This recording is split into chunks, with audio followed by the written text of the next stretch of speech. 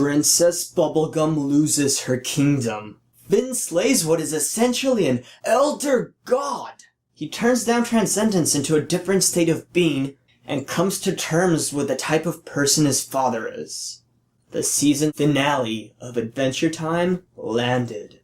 Woo! Boy, I was not disappointed. My socks got blown clean off. Now, while I enjoyed the conclusion, I wasn't particularly pleased with Hot Diggity Doom, the first part. It felt like a rather weak and kind of lukewarm build-up to the amazing spectacle that was the second part of this finale. Adventure Time can pack a lot of stuff into an episode. A lot of times when I'm done watching one, I'm amazed it's only been 11 minutes. However, when Hot Diggity Doom transitions into the Comet, I was actually caught off guard because I thought only about 5 minutes of time has passed. This episode went by really fast without seemingly all that much happening. But the events within the two episodes are related. Really, these two episodes should be reviewed as a whole. And as such, I found the finale fantastic! I loved it. I was not let down. Adventure Time has had a trend of these incredible two-parters being the opening to the season, well now we get one at the end. And this two-parter is right up there in terms of quality with the premieres of Season 5 and Season 6. Before the narrative reaches its mythology-esque, trippy outer space portion, though, we have Kinavu trying to persuade the candy citizens that he should be the princess of the kingdom. At one point we get Kinavu apologizing to Sweet Pea. I found this really odd, because the last time we saw them together, the Kinavu had visions of what existed before existence. And they were not pleasant imagery. So, this demeanor towards Sweet Pea, as if this event never happened, was a bit odd. Maybe the Kinavu in Toronto just lost their memories of this event entirely because it was so damaging to their psyches? I don't know, it caught me a little off guard is all. The Kinavu does win his barely legal yet fully legal election, which it's interesting that it's even being held. You would think that PB is more of a tyrant, more of a monarch. Democratic elections don't really seem the style of the Candy Kingdom, but this arc has had Princess Bubblegum moving away from being a control freak and trying to take it easy, trying to let the candy citizens figure things out on their own, or at least letting them learn from their mistakes for a little longer than they have been before. Her tolerance of this election even being held could just be a further extension of this, so it's understandable. When PB finally gives in, her rage at the candy citizens turns into acceptance of the situation. Oh wow, that scene had so much gravitas and significance for the character. It was so well handled. The weight and burden of the crown as it finally falls to the ground and no longer adorns PB's head. Just brilliantly executed by the creative staff.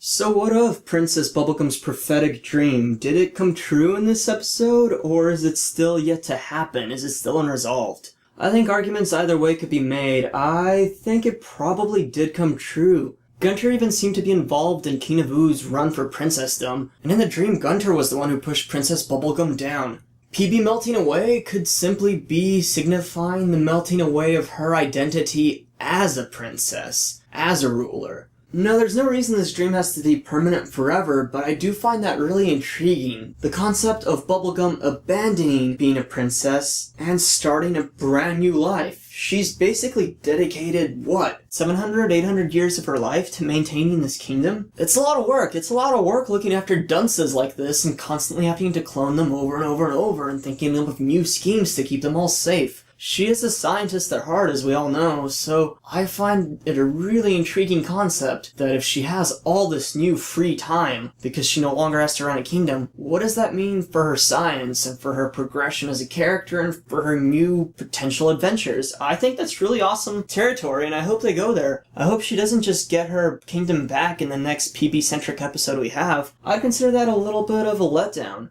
With Princess Bubblegum's arc pretty much resolved, though, we move on to Finn and Jake, who finally confront Gunter. I found it really discomforting to hear Gunter talk as Orgalorg. I think Orgalorg's voice is awesome. There is no reason that Elder Gods need to be that menacing when you get to know them personally. Hell, I think Orgalorg's sort of amusing, mildly annoying voice is just a comical fit that's still suited for grand being of destruction. We see its prior imagery when it transforms, but then as it actually reaches outer space, it takes on this form that sort of reminded me of Vampiro Toothus. Vampirotuthis mixed with, like, some fluorescent deep-sea jellyfish or some fluorescent anemone. It's just this awesome creature that seems right at home in deep space. As menacing as Orgalorg was supposed to be, he kinda comes off as a jobber in this episode. Finn gets his grass sword out, which takes the form of Whip. So yeah, Orgalorg's menacing feel did diminish a bit when Finn just simply sliced and diced him up. I still love the entire exchange, and Finn's grass sword has a new level of badassness to it now. But I do wish Orgalorg could have just displayed something a bit extra to make us fear it. I'm looking forward to the next time it emerges, which I hope it will. I do find it an awesome parallel that Finn basically mirrors Grob, Gob, Glod, and Grod, which I will refer to as G4, because goddammit, does Grob, Gob, Glod, and Grod take forever to say? He's a parallel of G4 because G4 slayed Orgalorg in the past to save Mars, and in this episode, basically Finn slays Orgalorg to save Earth. In the words that G4 said to Finn back in Astral Plane, "Well, it's not enough to have created something amazing, right? What if I just let my Martian super society go to butt?" These are words that Finn took deeply. These are important, because in this episode, Finn basically mirrors those words as well. I feel like I put a lot of work into this meat reality. I'd like to see it through. Oh jeez, that brings a tear to the eye. He's transitioning from this hero who just slays random monsters and tries to help citizens. He is now slaying elder gods in space and protecting his planet and perhaps countless other planets across the universe. He's basically becoming the protector of Earth, and I can't help but see this episode as pushing for that. Finn is gonna be to Earth what G4 was to Mars. In the end, Finn and Jake do come out okay from the ordeal, but Adventure Time is not a series that necessitates that everything be happy and great at the ending.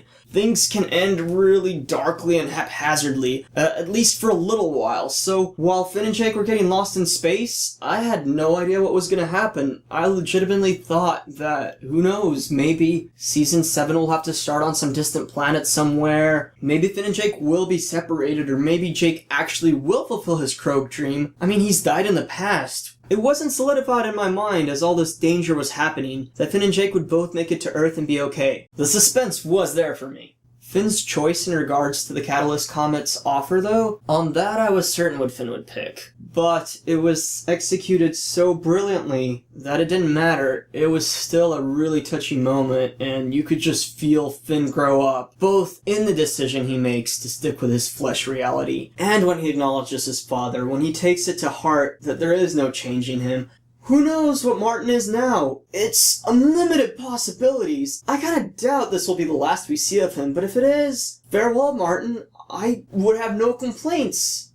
And about all this stuff on reincarnation and all these past lives, these higher states of being, and this expansive universe and mythos that we still have so much to explore. There was a before the beginning, as the Lich showed us a brief glimpse. Oh my goodness. And what does it mean to transcend to a higher or different state of being? Again, these are all fantastic, amazing concepts to explore. Who's the creator? Who's playing a joke? What's happening? There are consequences. There are implications. So in fiction, all this sort of things are fascinating. In real life, all this stuff is inane garbage. Like, sorry to disappoint you, but making up random ideas isn't engaging in philosophy. At least not good philosophy. It takes a little bit more involvement with our flesh reality and what we can actually meddle with to get us into this sort of territory. But in worlds where you can actually talk to a comet that brings about change and it tells you and you remember that you were it at some point,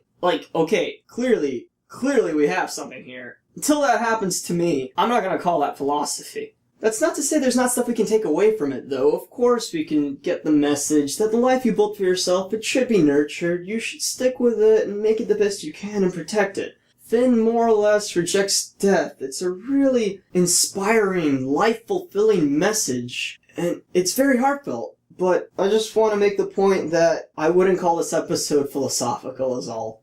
So yes, what an amazing end to a fantastic season. I am looking forward to Season 7 of Adventure Time. There are so many threads and so many mysteries and questions still left unanswered. And the creators of Adventure Time, they seem to love making more questions before answering anything fully. So I'm sure our mind batter will keep swirling and swirling as more episodes are released, and more content is crammed into this already bursting at the seams world that just keeps advancing further and further in scope. Did the Catalyst Comet actually trigger change through Finn's rejection? It didn't hit Earth, but it did come, and Martin certainly took it upon its offer. What kind of possibilities are here for the show? I'll see you all on the next leg of this phantasmagorical journey.